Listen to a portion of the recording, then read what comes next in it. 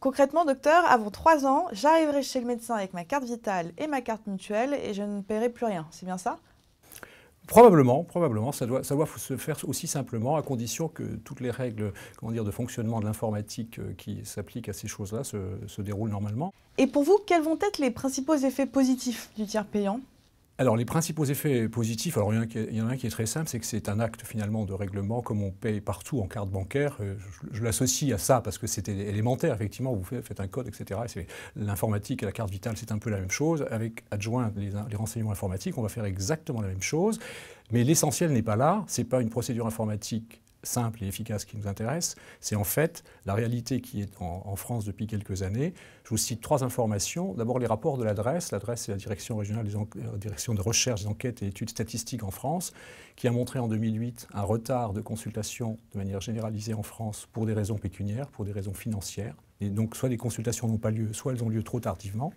Deuxièmement, on a fait un colloque récemment sur les inégalités sociales de santé, c'est-à-dire que quand vous voyez des gens qui sont en difficulté financière, c'est bien évident qu'ils ne consulteront pas dans de bonnes conditions, que ce soit pour eux ou pour leurs enfants et leurs ayants droit.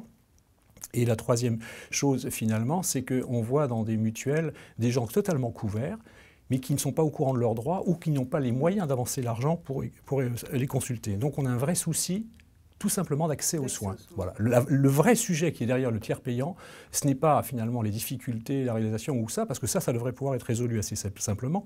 C'est comment on fait en France, en 2013, pour permettre aux gens qui sont quasiment couverts à 95%, tout le monde est remboursé.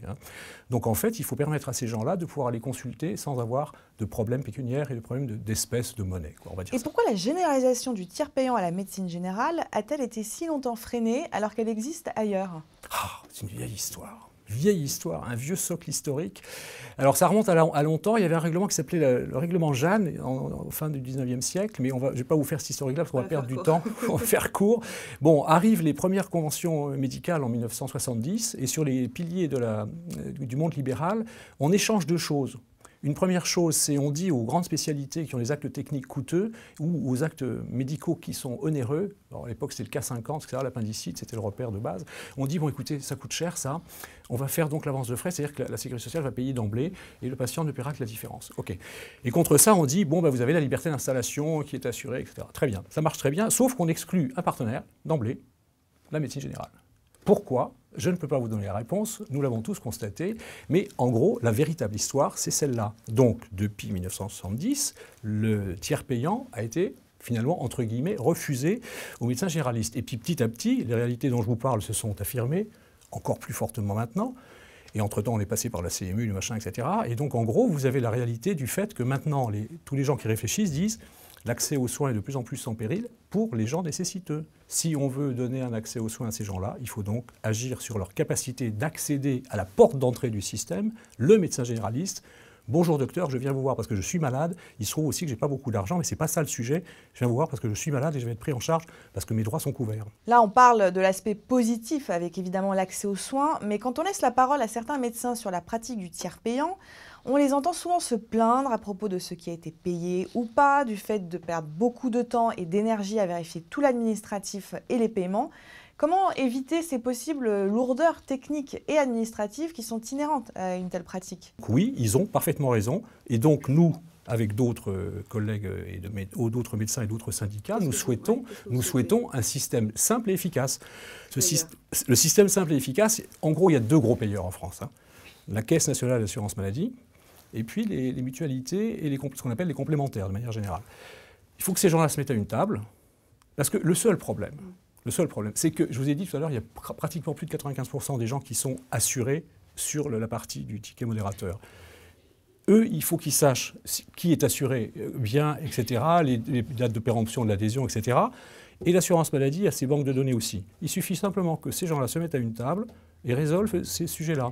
On a des solutions, on en a déjà proposé. Il y a eu il y a quelques années l'option médecin référent qui permettait ça aussi. On appelait ça le top mutualiste. Donc les solutions, elles existent. Elles nécessitent un petit peu, de rencontre entre toutes ces personnes-là et un tout petit peu d'investissement de la part de ces 2 gros organismes au minimum. À propos de ces médecins qui craignent aussi de ne pas être payés en temps et en heure, la Confédération des syndicats médicaux propose une alternative. Il s'agit du paiement monétique différé. Alors j'en pense que c'est une solution, certes, mais elle est tout à fait parcellaire. Elle est tronquée. Si quelqu'un a de l'argent sur son compte en banque et qu'on fait un paiement différé, très bien, tout va bien, on avance l'argent, la banque paiera plus tard, etc. Très bien. On n'a pas résolu le problème dont j'ai osé m'ouvrir à vous. Il y a 3 problèmes en France.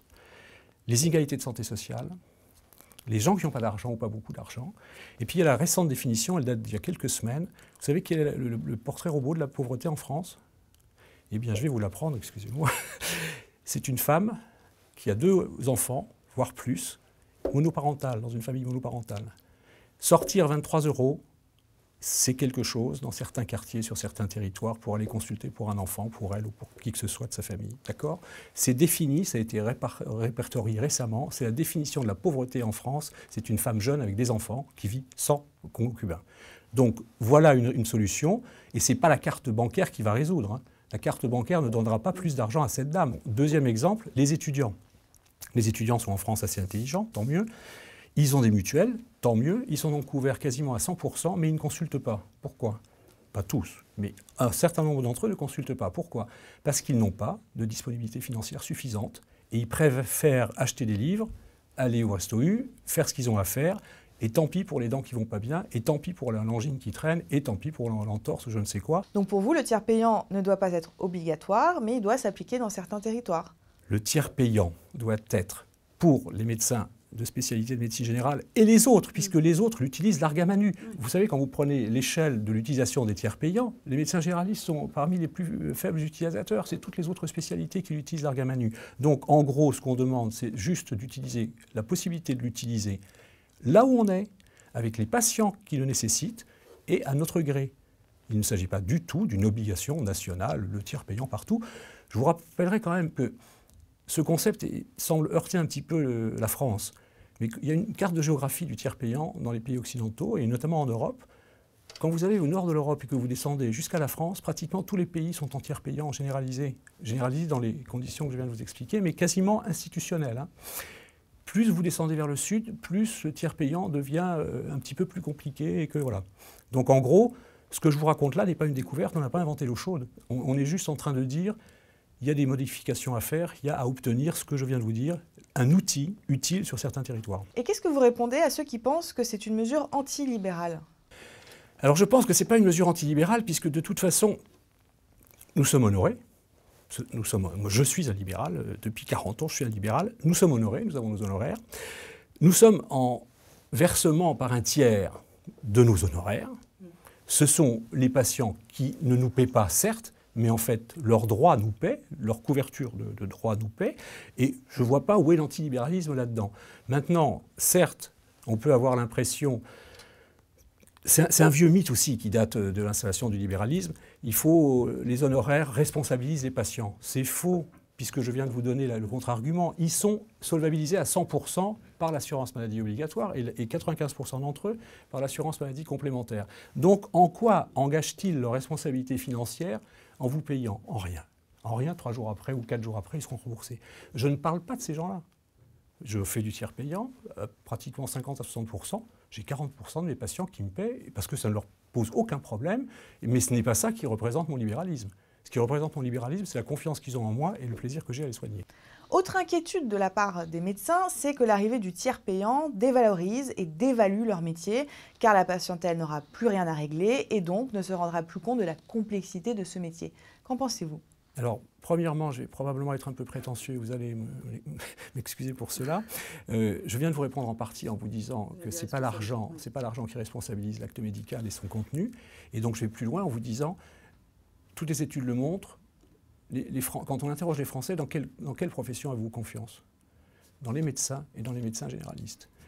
Dans mon cabinet, depuis des années, je sais pourquoi les gens viennent. Enfin, je sais pourquoi ils viennent me voir, je sais pourquoi ils sont fidèles. Je ne me sens pas dévalorisé parce qu'ils ne me paient pas. Pas du tout. Alors, on peut avoir ce sentiment-là, et pourquoi pas? Enfin, je veux dire, pourquoi pas? Si quelqu'un estime que ces honoraires doivent être là, en espèces et tout, bon, très bien. Chacun a on appelle ça des représentations, ses convictions, bon, très bien. Mais sur le fond, c'est pas ça mon métier, c'est pas ça notre métier. même celui qui veut avoir de l'argent sur la table. Notre métier, c'est ce qu'on fait avec nos patients, et c'est un métier merveilleux, et j'ai envie de continuer à le faire. N'avez-vous pas peur d'une explosion ou du moins d'un accroissement du nombre des consultations? Oui, on va avoir un taux de consultation légèrement supérieur, enfin un rattrapage, c'est-à-dire que les gens consulteront moins tard. Il faut se le reprocher? C'est un vrai problème? Ou c'est plutôt une réussite d'un système de santé dans un pays moderne? Donc pour finir, ce qui reste à faire, selon vous, c'est de régler l'aspect technique et administratif qui inquiète un bon nombre de médecins. Tout à fait. Si c'est un outil qu'ils doivent avoir à disposition, il faut qu'il soit simple, efficace, non pénalisant pour personne.